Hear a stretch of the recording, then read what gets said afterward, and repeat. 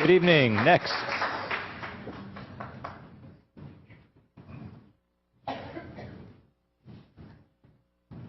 Good evening, Chairman Maury, Commissioners, and County Administrator Outlaw. Greetings to all of you. We're missing our county attorney, though. Don't forget him. Well, that's why I didn't say anything, okay? I'm a pretty simple guy, so I go on what I see. My name is Robert Barry Mucklow. I live at 1891 Southeast Aries Lane in Port St. Lucie. The subject that I want to talk to you about tonight is a very important component in 750. Most people don't know about All Aboard Florida. All Aboard Florida's self-described welcome portal website on the internet has much to say about its efforts to become a transportation solution for Florida's two largest markets, South and Central Florida. I quote, "Floridians and many others who travel through our great state want convenient, fast, dependable transportation." They want, okay? With All Aboard Florida, Florida East Coast Industries is answering that demand by developing privately owned, operated, and maintained intercity passenger rail service that will be a solution for millions of business travelers, families, and tourists. Remember, I'm quoting.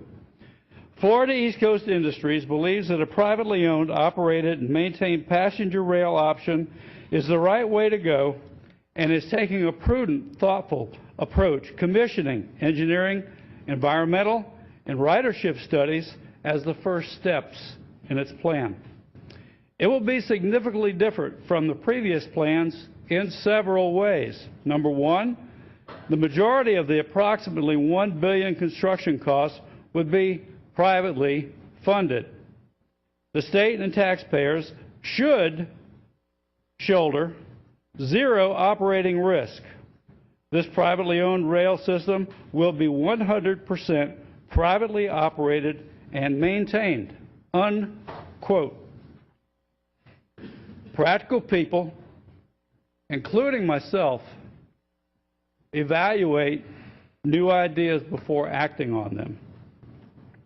My mind thinks differently than most other people.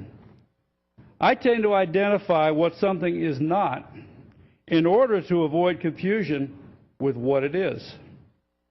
My first finding was, number one, referencing what I just said, there is no discernible demand for passenger rail transit on Florida's East Coast. I can't find it.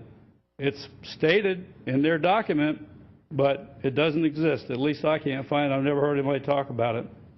And I ask, is it possible this plan could have conceivably included Orlando because the segment from Cocoa to Orlando's airport would give it the appearance of commercial viability?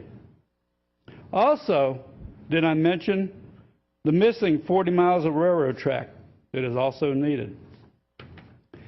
You may have noticed in the quote from All Aboard Florida about two mentions of privately owned passenger rail system. What the welcome portal omitted from their frequently asked questions section was, where will the money come from? 750 and its director, Michael Busha, tout All Aboard Florida as a private company.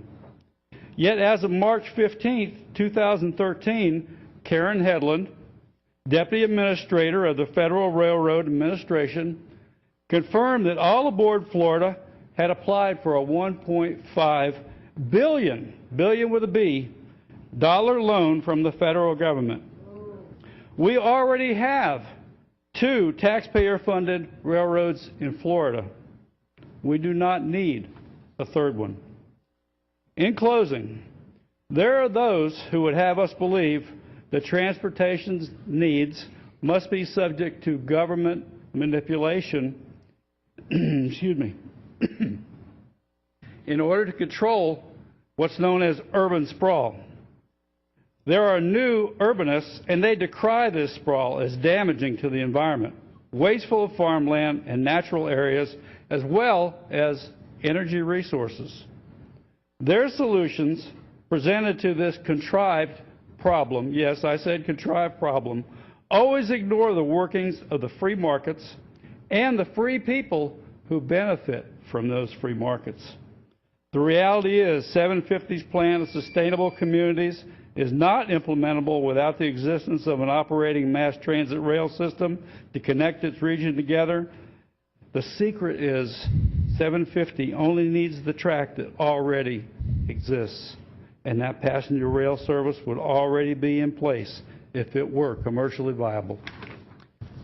Thank you, Mr. Mucklow. Good evening.